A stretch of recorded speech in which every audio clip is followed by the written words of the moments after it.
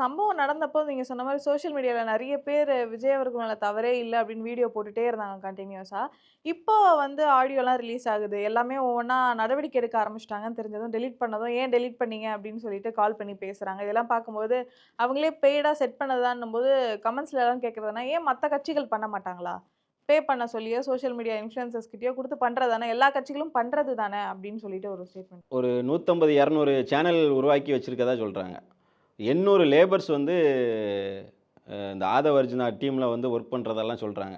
ஒவ்வொரு மாவட்டத்திலயும் ஒவ்வொரு அலுவலகத்த போட்டு, தனியா அதுக்கெல்லாம் டீம் போட்டு ஒர்க் பண்றாங்க அப்படின்லாம் தகவல் வருது.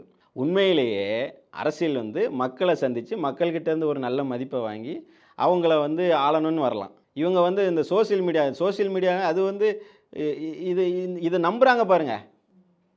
அப்ப என்னன்னா, அவங்க கிட்ட ஒரு பெரிய பலம் இருக்கு. என்ன பலம் இருக்குன்னா, ஒரு பொருளாதாரம் சார்ந்து ஒரு மிகப்பெரிய ஒரு நல்ல வலிமையில இருக்கிற ஒரு நபர் விஜய்.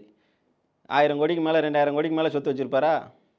இவ்வளோ நாள் சம்பாதிச்ச பணத்த ஃபுல்லா இதுவரைக்கும் ஆனா அப்படி அவரு பாக்கெட்லேருந்து 10 பைசா வெளிய போட்டதா தகவல் இல்ல. ஃபண்டிங் பண்றாங்க.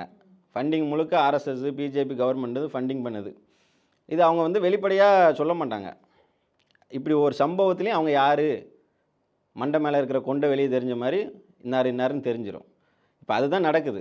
சோசியல் மீடியா இன்ஃப்ளூயன்ஸ் மூலமா ஆட்சிய புடிச்சிடலான்னு நம்புறாங்கன்னா, இவங்கள எப்படி எடுத்துக்கிறது?